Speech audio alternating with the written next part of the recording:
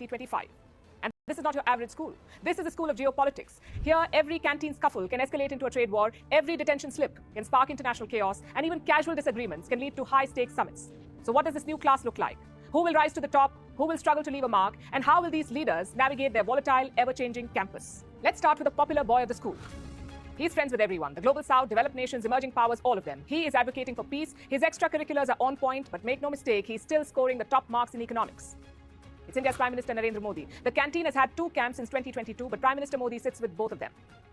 Known as the king of Quad, Modi's popularity is unmatched. He won the elections in 2024, the third straight term running. Everyone wants a seat with him, but there's some trouble in his vicinity, on the benches around him. A lot of their occupants have changed, and tensions are simmering. But 2025 is the year to move forward, to strengthen alliances in the class while keeping peace at his table. That will be the goal this year. And while Modi is popular, one of his neighbors is just overconfident.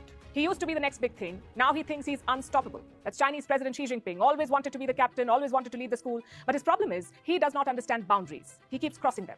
His pet peeves include cartoon bears. And that means honey in the school cafeteria is a big no. Clapping during his speeches is mandatory. You cannot criticize him. And if you're his friend, beware. Apparently, they don't return after a school year. Now, Xi Jinping does not like being challenged, but there is someone in school who just loves to do it. It's the school bully.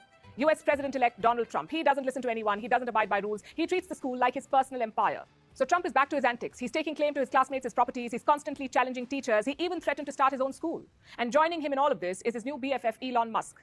The duo seem unstoppable right now. And despite the punishment-worthy antics, Trump's fan club just keeps growing bigger.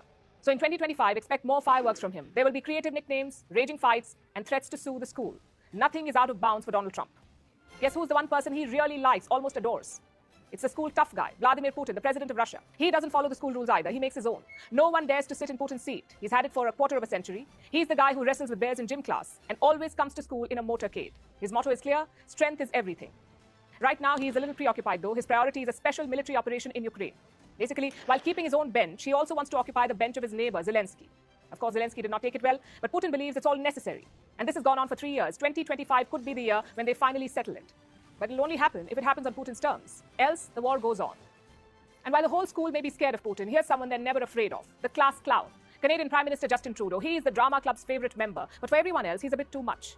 Whether doing viral dances or tripping over his own progressive slogans, Trudeau keeps the mood light. Some laugh with him, others laugh at him. But one thing's for sure, he is the master of theatrics. When his popularity sinks, he starts complaining and hurling accusations. Does he offer proof? No. But does he keep doing it? Yes. And his favorite target? It's obviously the school's popular boy. But Trudeau is now hanging by a thread. His charges are not helping his grades, his ratings are slipping, and soon he could drop out of class. And that's what happens when you don't do your homework and complain about others. So we've met the popular boy, the bully, and the clown, but every school needs an enforcer, which brings us to the head girl, someone who sticks to the rules. That is Giorgia Meloni, the Italian Prime Minister. She's already broken the glass ceiling. She's the first female Prime Minister of her country, and she's a stickler for tradition. Meloni loves the rules. They have to be her rules. Her vision is clear: make Italy great again. And if there's one thing she hates, it's students from other classes. She does not want to let them in. Some detractors whisper about her being too bossy, but the head girl, she doesn't care. She's got a vision board, and she plans to stick to it. Plus, some of her neighbors in Europe are struggling, so she may have to lead the whole bunch of them. Which brings us to the rebel, the longest-serving member of the school, Benjamin Netanyahu, the Israeli Prime Minister, more than 17 years in power. Netanyahu had a mixed year in 2024. Some wins, some losses, and a lot of criticism. None of it seems to bother him, though. He may have multiple honor code violations, but he always insists that it's a major conspiracy. Netanyahu breaks every rule in the handbook. His assigned seat in class keeps mysteriously expanding, especially to include neighboring desks. And when asked about it, he says he must do it for security reasons. 2025 could have been his year of reckoning, but his friend Donald Trump is back in the fray, so it could easily be more of the same. Next on our list is the overambitious one, someone who wants to do it all. That's Recep Tayyip Erdogan for you. The Turkish president aims high. He wants to be part of all alliances. He touts infrastructure projects, but his economics is often a little weak, and that seems to be holding him back. Not this year, though. In 2025, Erdogan is aiming even higher, and that's because of a new kid in school. HTS's Abu Muhammad al-Jolani, the current leader of Syria. He used to be in a different school. He had a controversial transfer. His previous school records are mysteriously unavailable, and now Jolani has one job. He wants to convince everyone that he has changed. He's trying to reinvent himself, repackage himself. He has grand plans. He wants to be a pragmatic student leader, and Erdogan is helping him. So a new kid being helped by an old one. That's some classic school dynamics. And you know what else this class has? Dreamers, wildcards, and obviously the troublemakers. Let's meet them one by one. First, the big dreamer, that's Mohammed bin Salman, the Crown Prince of Saudi Arabia, also the kingdom's de facto ruler.